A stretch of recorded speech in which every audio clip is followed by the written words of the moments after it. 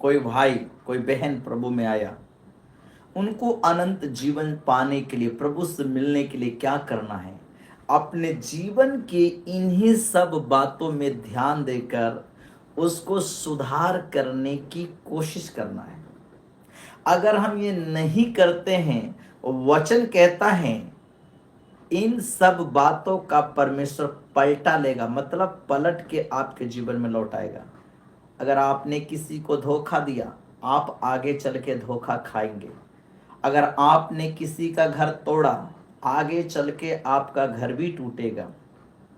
आपने किसी के रिश्ते को खराब किया, दरार डाला, कल आपके भी रिश्ते में दरार आएगा। पलटा परमेश्वर देगा, बदला देगा पलट कर।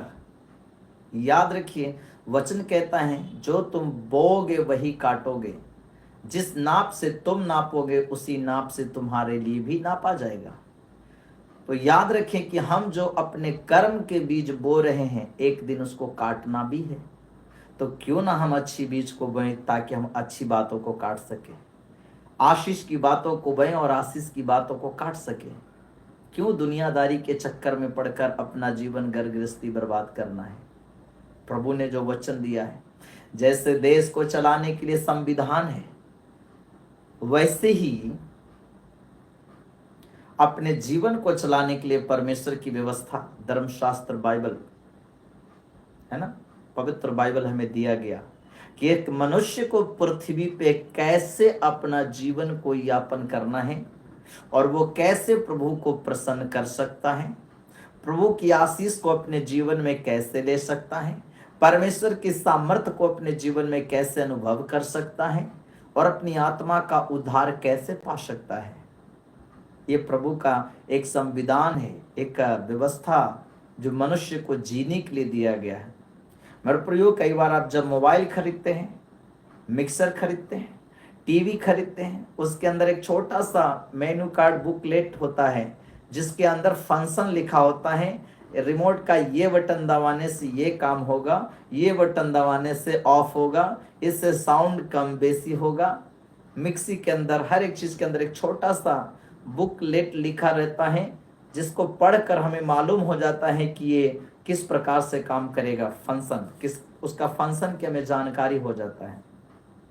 प्रभु ने दुनिया बनाया, इंसान बनाया उसी तरह से प्रभु ये धर्मशास्त्र भी हमें दिया ताकि हम इसको पढ़कर समझ जाएं, जान जाएं कि हम परमेश्वर के करीब कैसे आ सकते हैं, प्रभु हमारे करीब कैसे आएगा, हम प्रभु से कैसे दुआ करेंगे और प्रभु हमारी कैसे उत्तर देगा, सुनेगा, हम कैसे प्रभु को प्रसन्न कर सकते हैं। ये सारी चीजें प्रभु लिख कर दिया, हमें जानने और समझने की आवश्यकता है।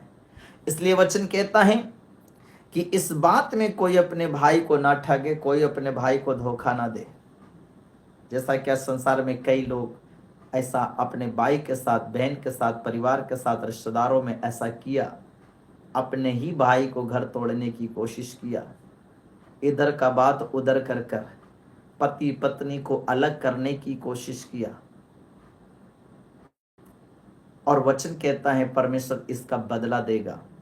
आप जो दूसरों के लिए गड्ढा बनाओगे, उस गड्ढे में आप फंस जाओगे। इसलिए वचन कहता है,